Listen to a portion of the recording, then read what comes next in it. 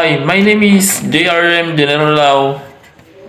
Learning content data structure is a particular way of organizing data in a computer so that it can be used efficiently. It is defined as an arrangement of data in memory location to represent values of the characteristics of abstract data type. The idea is to reduce the space and time com- complicities of different tasks. Some of popular linear data structure are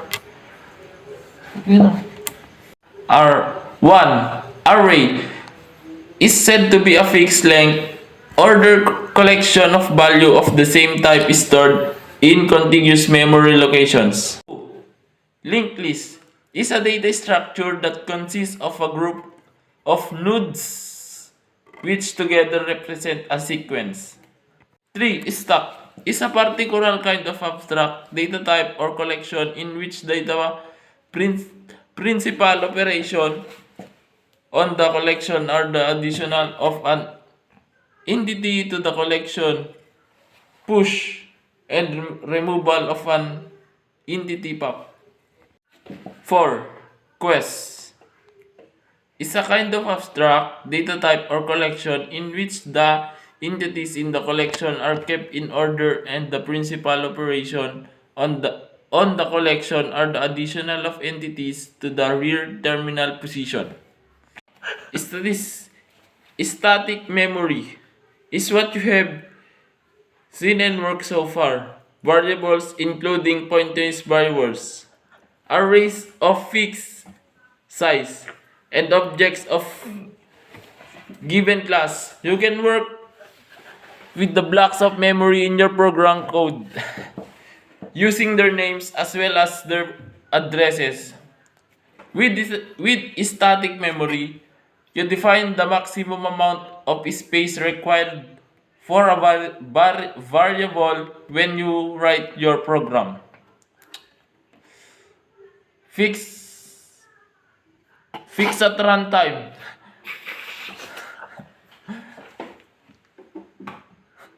Whether needed or not, all of that memory will be reserved for what variable. There is no way to change the amount of static memory while the programming runs. Dynamic memory comes in block without names, just addresses. It is allocated when the program runs. Talking chunks from a large pool that the standard C++ library manage for you. It is used to handle situation where the amount of data to be stored is not known in advance. It allows it allows you to create and use data structure that can grow and shrink as needed, limited only by the amount of memory installed in the computer on which they are creating dynamic memory. To request some memory from the available pool, use the new statement. It allocates that appropriate amount of memory for the indicate data type. You don't have to worry about the size of this type. The compiler knows that size very well, and it is will calculate how many bytes must be allocated. If enough memory is available to satisfy your request, the new statement will enter the starting address of the newly allocated block. You usually store this address in a printer variable for later use. Algorithmic complexity. The algorithmic complexity can be best average or worst case analysis. The algorithm analysis can be expressed using big O notation, best, worst, and average cases of a given algorithm express what express what the resource usage is at last, at most, and on average respectively.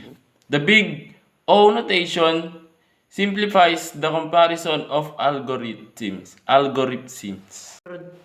Best case. Best case performance used in computer science to describe an algorithm behavior under optimal conditions. An example of best case performance would be trying to sort a list that is already sorted using some sorting algorithm, e.g. 1, 2, 3, 1, 2, 3. Ating agad. Average case. Average case performance measure using the average optimal condition to solve the problem. For example, a list that is neither best case nor worst case, an order that you can want to be sorted in a certain order, e.g. 2153, 1235, or 2153, 5321. Worst case. Worst case performance used to analyze the algorithm behavior under worst case input at end list possible to solve the problem. It determines when the algorithm will perform worse for the given inputs. An example of the worst case performance would be a list names already sorted in ascending order that you can want it to sort in descending order, e.g. Abby, Bill, Catherine, Catherine, Bill, Abby. The code below gets the GCD, greatest common denominator of two numbers. GCD is the largest integer which can perfectly divide two integers.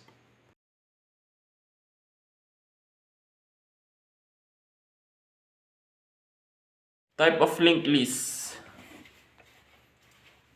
1. Single linked list. 2. Double linked list. 3. Circular linked list. 4. Singular double linked list. A single linked list is one in which all nodes are linked together in some sequential manner. Hence, it is also called a linear linked list.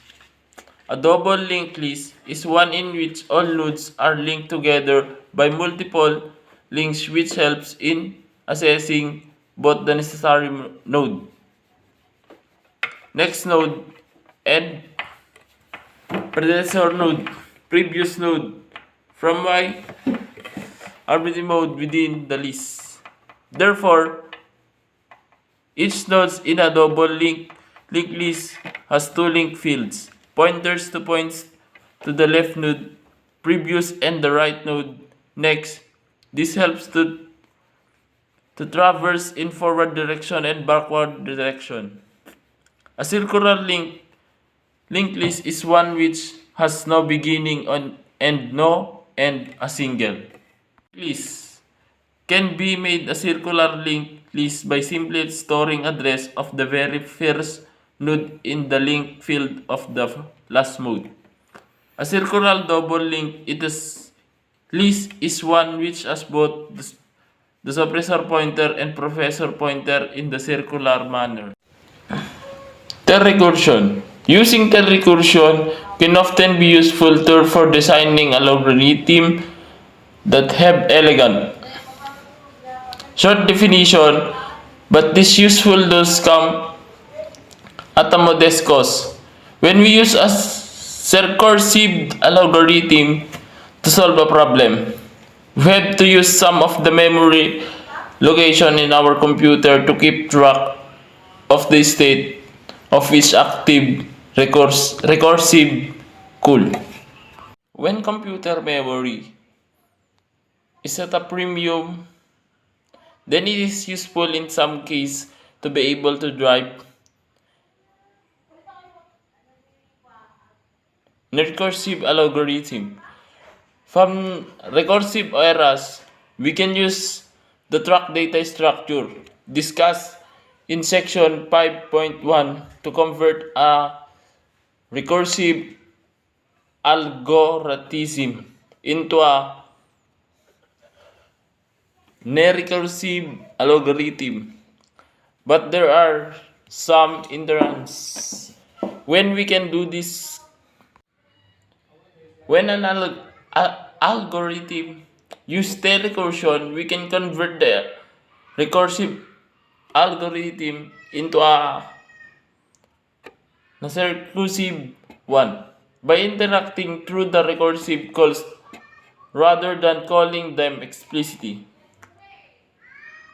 We illustrate this type of conversion by revisiting the problem of an array. In code fragment 3.40, we give na recursive algorithm that perform this task by interacting through the recursive calls of the algorithm of code fragments 3.39. We initially call this.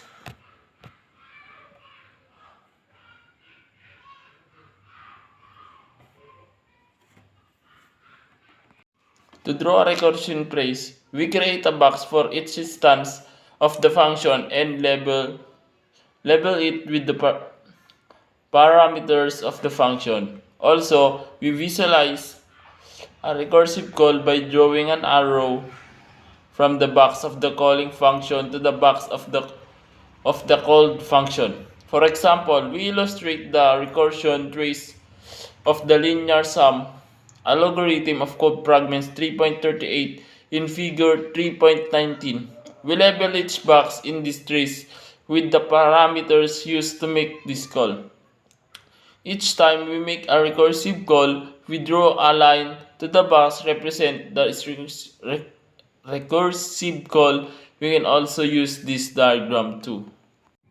It is not enough that the last statement in the function definition includes a recursive call. However, in order for a function to use tail recursion, the recursive call must be absolutely the last thing the function does unless we are in a base case.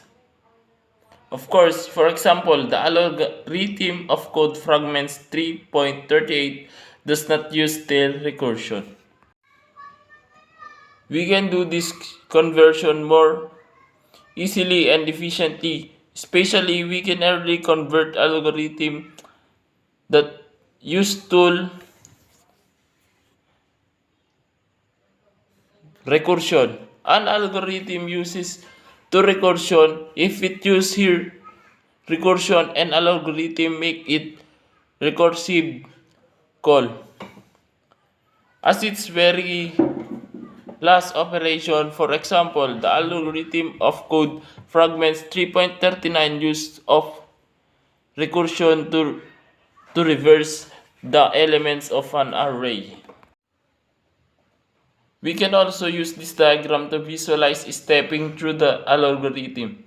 Since proceeds by going from the call for n to the call for n-1 to the call for n-2 and so on all the way down to the call for 1. When the find call finish, it returns its value back to the call for 2, which adds in its value and returns this partial sum of the call of 3, and so on until the call for n-1 returns its partial sum to the call for n. Illustrating ruler drawing using a recursion trace.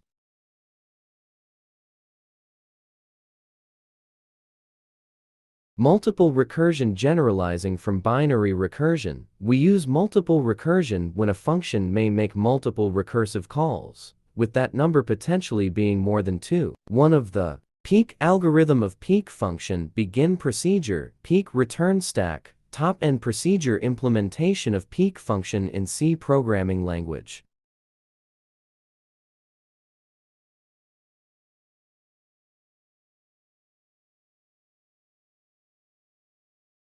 Example int peak return stack top. Isful algorithm of isful function begin procedure isful.